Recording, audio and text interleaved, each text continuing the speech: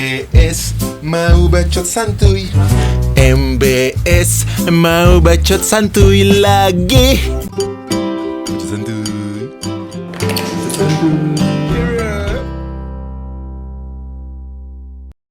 Seperti biasa hari ini kita bakal spill top 3 berita Indo Zanggal di Bacot Santuy kali ini bro. Karena nomor 3 seperti biasa selalu bikin tercengang. Selalu dari mulai mahasiswa ciuman gitu ya bro ya, kenakalan remaja sampai perempuan disekap 3 tahun sama pacarnya. Itu aneh banget, itu udah terjanggal gitu. Yang gue tahu minggu lalu gitu bro. Ini baru masih hot ya, yang nomor 3 ini gitu ya bro. Jadi harus stay tune dan tonton penjelasan gue gitu. Karena ini related sama salah satu rekan gue zaman dulu juga ada yang kayak gini gitu ya. Disekap sampai ke Cirebon, gue inget banget ceritanya gitu. Mirip-mirip, tapi sebelumnya gimana skapsnya? Mudah-mudahan kalian baik-baik aja. Gimana, masih waras? Masih waras tinggal di sini? Masih waras sama keseharian kalian? Masih aman? Gue gak aman, mata gue masih gini tuh. Aduh, kuning terus ini. Masih benyut gitu bro. Tapi udah back to tampaan gitu bro ya. Pakai kacamata lagi biar kayak orang serius.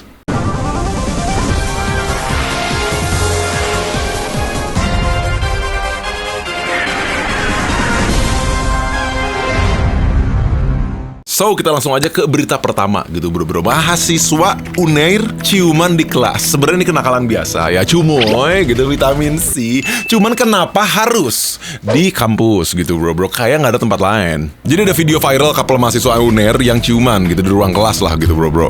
Mungkin ya skandalnya udah biasa lah, dari tahun ke tahun juga udah banyak banget lah hal seperti itu kan gitu. Pihak kampus langsung turun tangan gitu. Udah jelas ya kalau ada kasus-kasus seperti ini gitu, karena ketahuan. Padahal ini hal kecil sih kalau kata gue ya, tapi karena terlalu brongs di publik gitu loh.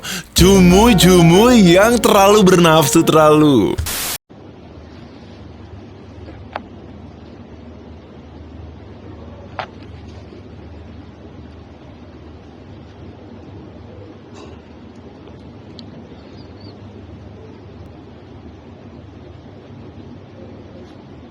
Setengah 9 pagi tuh udah nge-zoom gitu. Sangge ngaceng pagi itu, jatah ngaceng pagi. Jatah ngaceng pagi itu pasti fix ya.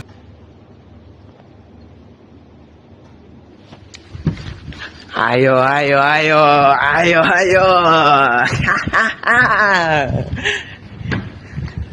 Ngapain? Hah? Kok di video mas? Ngapain? Kita mau nyanyi video mas. Terserah gua, HP gua. Terserah gua. Iya. Apa? Silakan. Enggak tahu ya mas ya. Kedua mahasiswa tersebut pun menjalani proses etik gitu bro, karena melakukan hal yang senonoh. Dan orang tua mereka pun dipanggil gitu, tempat kampus dipakai tempat buat mezooms. Dan sampai saat ini yang gue tahu Unair masih menyelidiki kasusnya dan mempertimbangkan sanksi apa yang cocok. Dari video yang viral itu berarti dilakukan di lingkungan ruang perkuliahan. Menurut gambar yang kita lihat di video tersebut memang membenarkan kejadian itu berada di lingkungan Universitas Airlangga gitu. Untuk yang perekam sendiri dibenarkan yang bersangkutan tertidur di ruangan atau memang sengaja berada di situ atau seperti apa? Nah itu mas, memang kami melakukan pendalaman tentang bagaimana sampai video itu muncul dan bagaimana sampai terjadinya perekaman tersebut. Oleh karena itu mungkin saat ini memang kita menunggu hasil dari pemeriksaan komisi etik sehingga nanti kita bisa memberikan proses yang lebih lanjut kepada baik perekam maupun pemeran yang ada di dalam video tersebut. Kalau dari ruangannya gitu, di tempat yang terjadi tindakan tersebut gitu bro. Jadi tempatnya itu biasa dipakai untuk presentasi kelompok. Tapi ternyata dengan dua sejoli ini mereka malah mempresentasikan hubungan seksual mereka gitu. Itu ya, gitu. Jadi lelaki tersebut yang ada di video itu agak belusukan di bagian dadanya. Mungkin kayak ada susu di sininya, ya di sini ada susu, maksudnya susu minuman gitu mungkin ya. Jadi agak benerin kancing gitu. Dan Naughty ini pun akhirnya ketahuan sama orang yang di belakang. Dan yang gue aneh, mereka emang nggak ngecek sekitar juga tuh cowok berdua ya. Ini masalah kecil sebenarnya gitu bro ya. Tapi karena tidak pantas dan ada orang lu tetap brongs, itu aneh. Itu terlalu aneh gitu bro. Dan akhirnya dipanggil lah, ketahuan karena ada orang yang ngerekam gitu. Mungkin dia sirik juga sih gitu. Party pooper ya yang rekam menurut gua ya.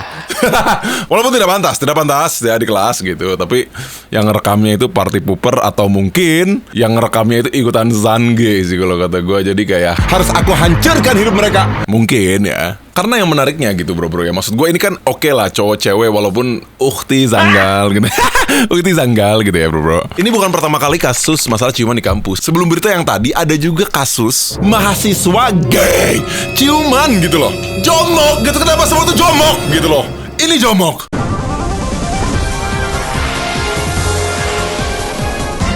Gue lagi nyari dulu nih, pengen gue liatin bro cuplikannya gitu, kali aja ada cuplikannya. Kenapa gue penasaran? Maksud gue biar ilustrasi videonya bagus gitu loh, paham gak sih maksud lu? Jangan cabut. Kok cabut?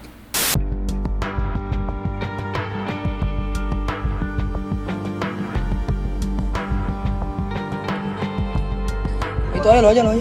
Lu mau satu PNJ yang tahu apa lu diurus sama lain lu doang? Sama ketang gua doang. Bang, lu mana? lu bukan kampus ini. Masih Identitas lu masih dong, belum kuliah. Lu di daerah sini, tolong identitas. Jadi beberapa waktu lalu di PNJ gitu bro, sempat ramai ada dua laki-laki yang fucking hell berciuman di area kampus gitu bro ya. Mungkin dia merasa ini PNJ Belanda gitu, bukan PNJ Depok gitu kan. Yang gue sebel ya udah jelas gaynya gitu kan bro ya. Tapi benang merahnya maksud gue, kenapa harus ciuman tuh di area kampus di kalian tuh gitu loh. Walaupun kayak aku pun punya gejolak-gejolak seperti itu dulu gitu kan. Tapi kenapa nggak mikir gitu, di area sini tuh banyak CCTV, banyak satpam, banyak mahasiswa gabut, banyak juga orang-orang yang seperti kalian yang hobinya tuh bilang, bentar gue videoin dulu. Masa gak kepikiran gitu, dan ini tuh jomok. Agak sedih sih gitu, kenapa ya, kayak emang di PNJ Depok itu gak ada yang good new gitu kan, kayak kenapa harus cowok juga gitu, aneh banget gitu. Masa harus dipersekusi dulu depan umum gitu biar sujud-sujud minta maaf, kan aneh gitu, kasihan lah bro. Maksud gue kenapa harus di kampus atau area-area yang memang mencari pendidikan gitu, menimba pendidikan gitu, atau tempat umum terminal, tempat umum publik untuk dipakai fasilitas masyarakat, rakyat yang bayar pajak itu, tapi tetap BBM itu mahal. Kalau gue masih kuliah dan ngelihat di depan mata gue ada yang hal kayak gini, siku gue ini ke dadanya, pokoknya sampai bersuara deg. Ya itu sih. Maksud gue jangan di sini gitu. Ngapain harus di sini? Masih banyak tempat-tempat lain gitu. Untuk cewek dan cowok. Ini cowok dan cowok. Karena kalau udah di kampus ya udah jelas urusan kampus. Kalau lu mesum di rumah gue udah urusan gue juga. Jadi kalau mau urusan masing-masing di tempat tertutup. Kok itu aja dangkal? Kok itu aja tolol? Ada yang salah di sini lu, ada kejanggalan di sini lu gitu loh. Aneh banget gitu loh. Terus kalau sange itu kenapa sih nggak push up aja, push up dulu, push up. Ngaceng, lari. Kamar tuh 200.000, kalau nggak punya duit push up. Aneh gua.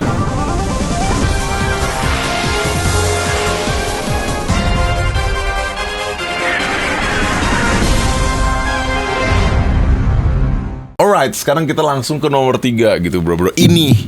Ini yang kalian tunggu-tunggu juga, yang kalian pun komen di open Facebook. Apa pendapatnya bang? Apa pendapatnya tentang cewek disekap, disiksa hampir 3 tahun? Kita jelasin kronologinya secara detail nih ya bro ya. Untuk orang-orang yang nggak tahu, jadi kemarin itu ada kasus di mana perempuan tuh disekap sama pacarnya lama dan disiksa. Itu sih kayak, kalau gua tahu orangnya siapa sih, kelar sih. Mau gua kelar. Ini karena kasus terjanggal, terbangsat yang pernah gue baca gitu bro ya, menurut gue. Yang jelas ini laki-laki nggak layak dibilang manusia.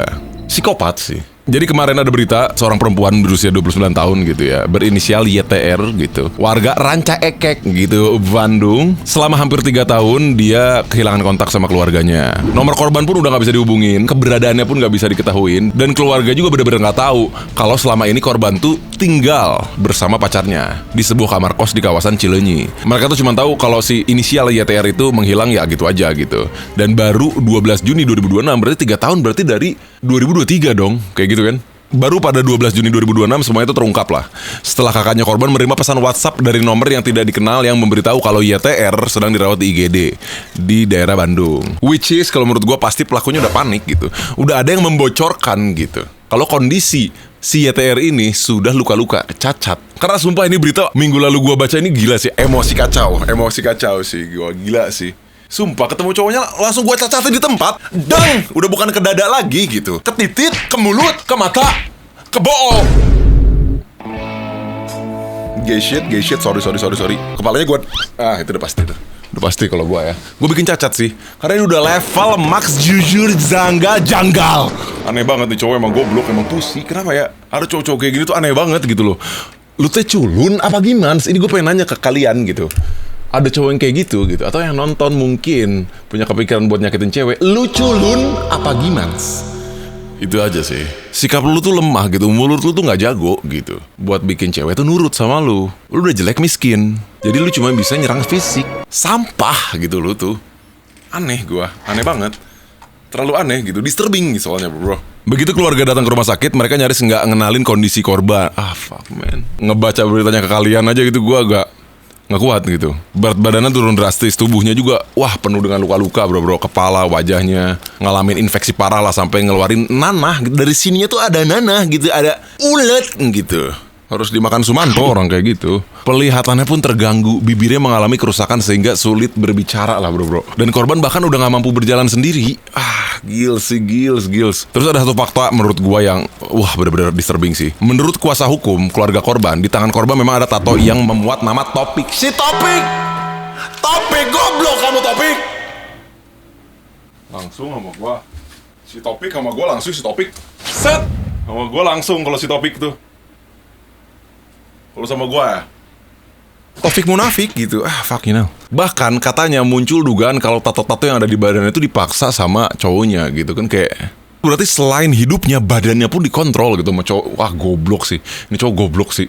Lu bayangin aja biasanya tato itu menunjukkan identitas lu, ekspresi diri lu. Sesuatu yang kita tempel seumur hidup di badan lu, pilihan kita sendiri. Tapi kalau seseorang dipaksa buat tato di badannya, kan maknanya jadi kebalik gitu bro. Jadi bukan lagi kebebasan tato itu artinya, tapi kepemilikan. Jadi kayak seolah-olah pelakunya tuh bilang, badan lu pun punya gue. Gue pukul sama gue. Gue yakin kalau dugaan ini bener, itu cowok pasti mikir kayak gitu. Itu lebih serem dari tinta tato men. Aduh Topik, apa yang namanya Topik tuh suka nyemes ya. Ada yang satu suka nyemes pakai raket, ini nyemes pakai tangan gitu. Taufik Hidayat maksudnya. Gini lagi jokesnya, agak anjing ini yang bikin skrip sumpah. Ke situ, arahnya tuh ke situ gitu. Taufik Hidayat, beda. Yang bikin kasus ini makin sedih ya bro. Awalnya korban tuh sempat bohong, pasti ditanya dokter. Karena saat ditanya penyebab luka-lukanya, YTR cuma ngaku jatuh dari kamar mandi. Tapi setelah terus ditanya, korban tuh nangis dan akhirnya ngaku kalau dirinya selama ini disiksa. Pengakuan itu pun langsung membuat keluarga melapor ke Polda Jawa Barat lah. Karena mereka menduga bukan cuma terjadi penganiayaan, tapi juga penyekapan yang berlangsung selama bertahun-tahun. Dari hasil penyelidikan sementara, polisi menduga hampir 3 tahun korban mengalami penganiayaan berulang. Menggunakan tangan, benda tumpul, benda tajam, bahkan terdapat dugaan luka akibat sundutan rokok. Hasil pemeriksaan forensik juga menemukan adanya kerusakan pada beberapa organ. Anjing, gila sih, ini gila sih. Ini gila banget sih, gue ngejelasin ke kalian pun kayak gimana ya.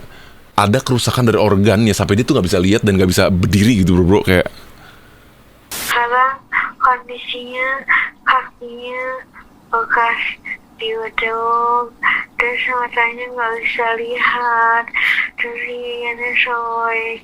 Setelah kasus ini viral, polisi langsung memburu pelaku yang diketahui bernama Taufik Hidayat. Oh, namanya Taufik Hidayat, maksud. Oh, namanya Taufik Hidayat, anjing. Sumpah, namanya Taufik Hidayat, anjing.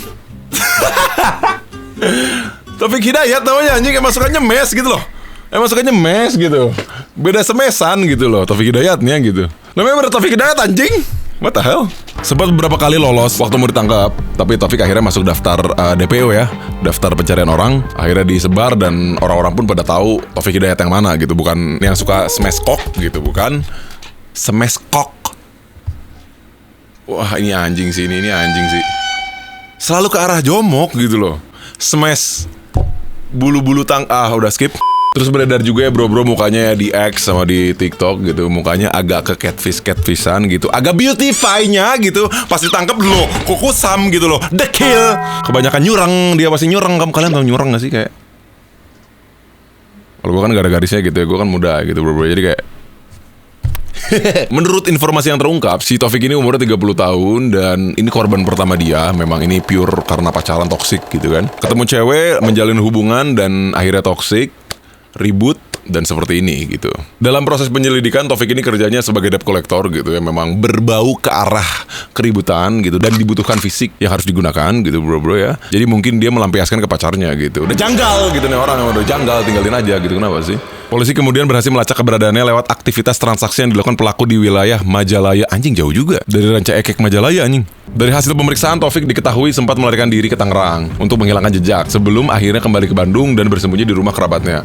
Di sanalah polisi akhirnya menangkap pada 23 Juni 2026. Saat ini pelaku sudah ditahan di sel khusus dengan pengawasan CCTV selama 24 jam sambil mengurus proses hukum lebih lanjut. Harusnya sih nggak usah ditangkap sih kalau menurut gua. Bakar!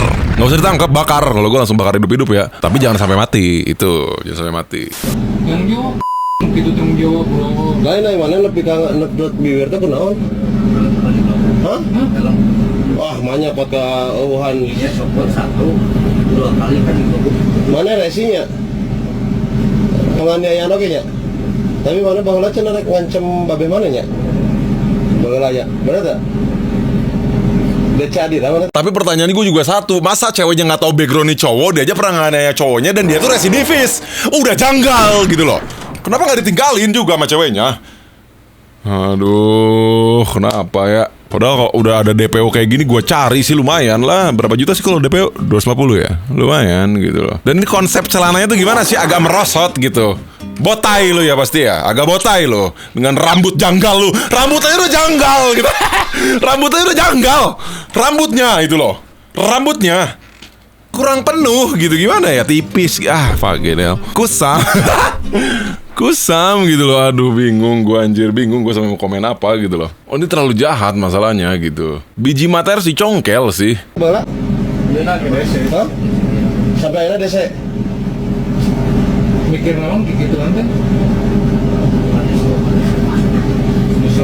Nyesel kayak gini nyesel.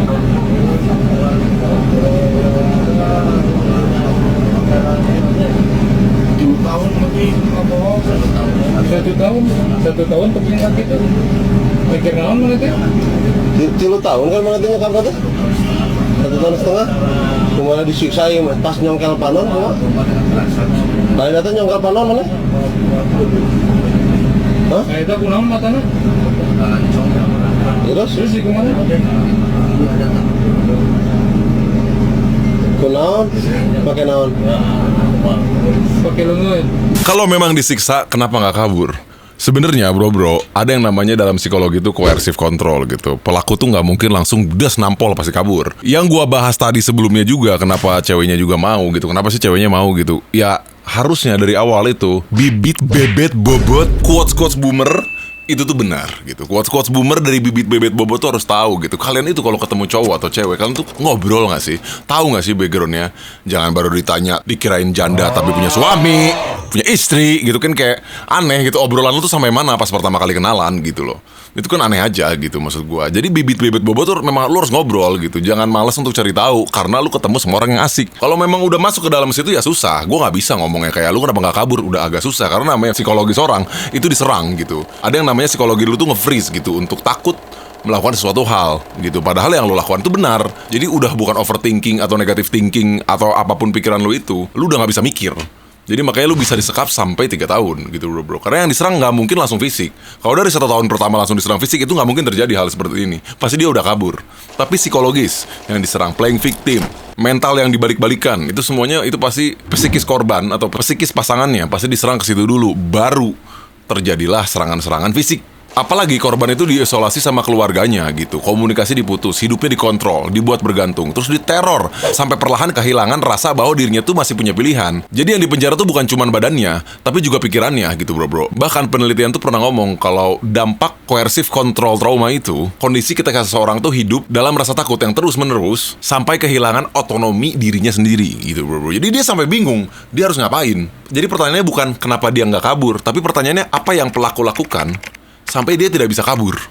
Itu karena buat banyak korban kekerasan, penjara yang paling susah ditembus itu bukan tembok, tapi rasa takut bro. Yang setiap hari ditanamkan sama pelaku. Itulah arti toxic relationship. Mungkin ini toxic relationship yang dalam skala besar. Dalam skala kecil, kalian mungkin tidak sadar kalau kalian mau nongkrong, tapi kalian takut ngomong sama pasangan kalian, itu sudah sedikitnya masuk ke area coercive control gitu. Atau kalian selalu harus sleep call dan ngabarin yang memang tidak terlalu harus penting ngabarin. Kecil tapi ya. Menurut kepercayaan gue gitu ya bro. Kalau memang pasangan kalian nurut, memang nurut karena kemauan dia, bukan karena rasa takut. Seperti itu. Gimana caranya? Kebijaksanaan dari mulut. That's why kenapa dari awal gue ngomong, lu punya modal mulut nggak? Lu nggak punya modal mulut, lu nggak bisa persuasif yang bagus untuk membuat pacar lu itu nurut. Culun lu.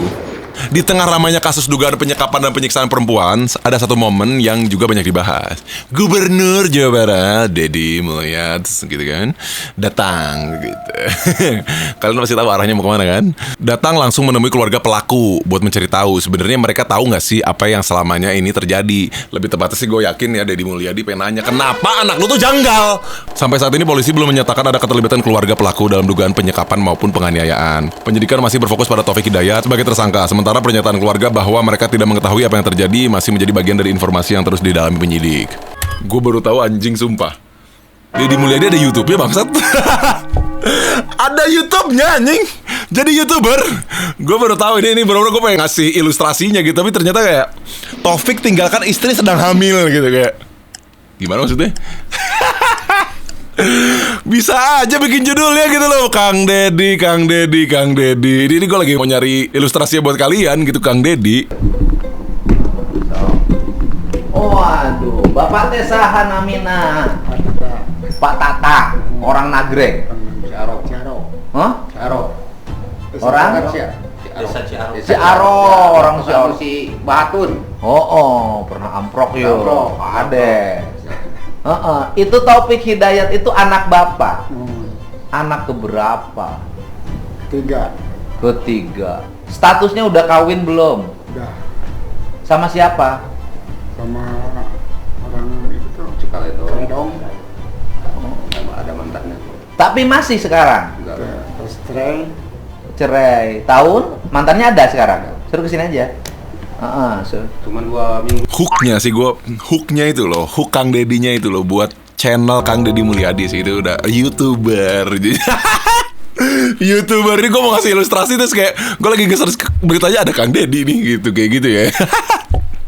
Anjing. Sebelum ke penutupan, gue related juga sebenarnya sama cerita seperti ini karena dulu pernah ada kasus kayak gini dia setahun di skap temen gue sendiri. Kurang lebih ceritanya sama tapi dengan skala yang tidak sebesar ini gitu. Disiksa juga iya betul, cuman gak sampai ranah hukum lah gitu bro. Dan tipikalnya itu seperti yang tadi gue bahas, yaitu semua itu rasa takut. Karena yang bikin gue takut dari kasus ini tuh bukan cuman sekedar pelakunya, karena memang pelaku kriminal tuh memang selalu ada. Tapi yang bikin ngeri, ternyata buat ngilangin seseorang di tahun 2026 gak perlu nyulik di tengah jalan bro.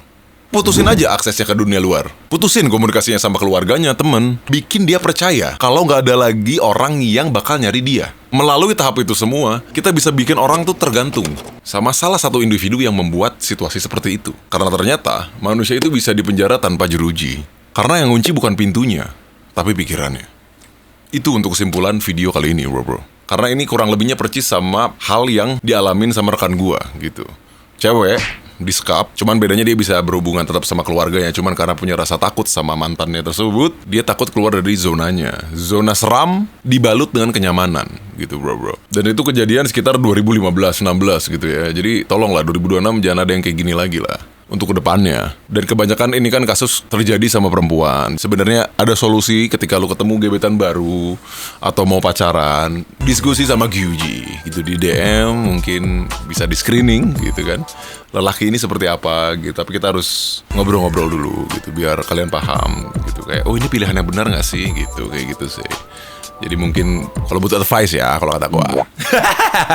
So bro ya, mungkin segitu aja 3 berita janggal minggu ini gitu ya. Ini yang sebenarnya cerita yang sudah gua rangkum dari apa yang terjadi. Yang pasti dia sudah masuk penjara gitu, sudah masuk lapas. Jadi gua kasih pesan buat orang-orang yang penjaga lapas gitu ya. Istilah kata ini bijinya. Istilah kata tuh cowok gituin aja bijinya ya biar pecah. Udah jelas gitu, memang udah hama orang-orang kayak gitu. Sama tato juga tuh di badannya depan belakang, tukang pukul cewek. Masa cewek dipukul? Disayang dong. Share dan subscribe. Peace. Aku red flag tapi bisa bikin move.